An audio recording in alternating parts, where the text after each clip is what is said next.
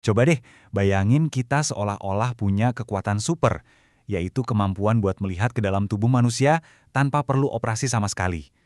Keren banget kan? Ini benar-benar keajaiban medis. Tapi ya seperti semua kekuatan besar, selalu ada sisi lain dari ceritanya.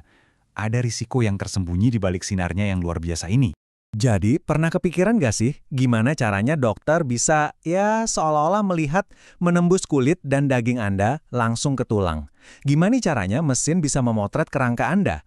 Ini bukan sulap atau sihir loh, tapi sains yang benar-benar luar biasa, yang secara fundamental mengubah cara kita memandang tubuh manusia. Coba kita kembali ke masa lalu sejenak. Bayangin deh betapa kaget dan takjubnya seorang Wilhelm Röntgen waktu dia pertama kali melihat, kok bisa ada gambar tulang tangannya sendiri di sebuah plat foto? Ini penemuan yang nggak disengaja loh, tapi dampaknya, wah luar biasa, selamanya mengubah dunia kedokteran.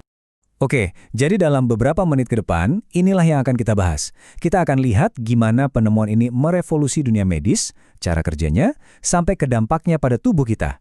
Tentu kita juga akan bahas soal aturan keselamatannya, dan gimana kedokteran modern menyeimbangkan semua ini. Yuk, langsung mulai aja. Baik, pertama-tama kita bongkar dulu mesinnya. Gimana sih cara kerja mesin ini sampai bisa menciptakan sinar yang ajaib ini, yang bahkan nggak bisa kita lihat tapi bisa menembus tubuh kita? Yuk kita lihat proses di dalamnya. Walaupun kelihatannya rumit, intinya sebenarnya cukup simpel loh. Gini, pertama-tama ada filamen yang dipanaskan sampai dia melepaskan elektron. Nah, elektron-elektron ini kemudian ditembakkan pakai tegangan super tinggi. Kecepatannya luar biasa. Tujuannya, sebuah target dari logam berat. Waktu elektron ini menabrak target dengan keras, benturan mendadak inilah yang mengubah energinya menjadi sesuatu yang kita kenal sebagai foton sinar X. Ajaib kan? Nah, ini bagian yang paling mengejutkan. Dari semua energi yang dipakai dalam proses tadi, tahu nggak berapa yang jadi sinar X? Cuma 1%. Iya, cuma 1%. Sisanya, yang 99% itu, hilang jadi panas. Panas banget pastinya. Ini nunjukin betapa besar tenaga yang dibutuhkan cuma buat menghasilkan sedikit sinar ajaib ini. Oke, sinarnya udah jadi. Terus, gimana caranya bisa membentuk gambar? Gampangnya gini, sinar X itu kayak cahaya super kuat yang menembus tubuh kita.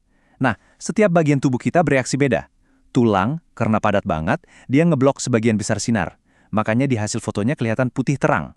Terus, jaringan lunak kayak otot atau lemak, itu nggak sepadat tulang, jadi lebih banyak sinar yang bisa nembus. Hasilnya kelihatan abu-abu. Kalau udara, misalnya di paru-paru, itu sinarnya lewat aja, makanya warnanya jadi hitam. Simpelkan prinsipnya. Nah, kita udah lihat kan gimana sinar X yang keren ini dibuat. Tapi, energi sekuat itu yang bisa nembus tubuh kita, pasti ada sisi lainnya dong. Sekarang, kita balik pedangnya. Mari kita lihat, apa dampak tersembunyi yang bisa ditimbulkan oleh sinar ini pada tubuh kita. Jadi, radiasi itu bisa merusak tubuh kita lewat dua cara. Yang pertama, efek kepastian atau deterministik. Ini simpel. Kalau Anda kena radiasi dosis tinggi banget di atas ambang batas tertentu, ya, Anda pasti akan mengalami kerusakan. Contohnya kulit memerah atau rambut rontok. Nah, yang kedua ini agak beda. Namanya efek peluang atau stokastik. Ini lebih mirip kayak main lotre, tapi lotre yang kita mau menangkan. Nggak ada dosis aman.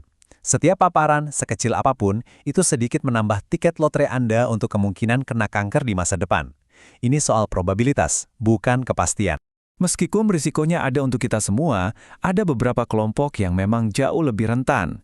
Pertama, anak-anak. Kenapa? Karena sel-sel mereka itu masih aktif banget membelah dan tumbuh, jadi lebih sensitif terhadap kerusakan. Lalu ada wanita, karena beberapa organ seperti payudara dan ovarium lebih rentan. Dan tentu saja, yang paling harus dilindungi adalah ibu hamil, karena dosis tinggi bisa berbahaya banget buat janin. Bahkan kalau kita lihat sejarah, para perintis di bidang radiologi sendiri banyak yang jadi korban loh, karena dulu belum paham betul bahayanya. Oke, setelah tahu semua resikonya, mungkin Anda jadi agak ngeri ya. Tenang dulu. Pertanyaannya sekarang, gimana caranya dunia medis modern menjinakkan sinar yang berpotensi bahaya ini? Jawabannya, lewat serangkaian aturan keselamatan yang super ketat. Jadi ini poin yang sangat penting. Paparan radiasi itu diatur secara hukum, ada batasnya. Di Indonesia, misalnya kita punya Bapeten yang menetapkan batas dosis tahunan. Buat kita, masyarakat umum, batasnya itu 1 milisievert per tahun. Nah, untuk para pekerja radiasi seperti radiografer, batasnya memang lebih tinggi, tapi itu pun dipantau dengan sangat-sangat ketat untuk memastikan mereka selalu aman. Dan semua aturan itu berpusat pada satu filosofi utama. Sebuah prinsip yang disebut ALARA. ALARA ini singkatan dari as low as reasonably achievable. Artinya, gampangnya, gunakan dosis radiasi serendah mungkin yang masih bisa memberikan gambar yang jelas untuk diagnosis. Nggak boleh lebih. Tujuannya adalah memastikan nggak ada satupun paparan radiasi yang sia-sia.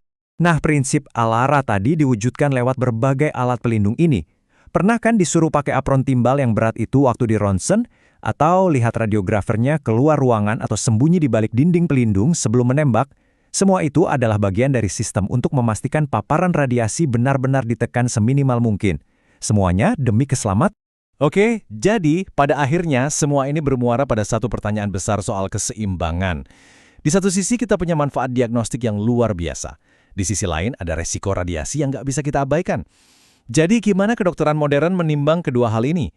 Ini dia jawabannya, dan ini mungkin prinsip keamanan yang paling penting dari semuanya.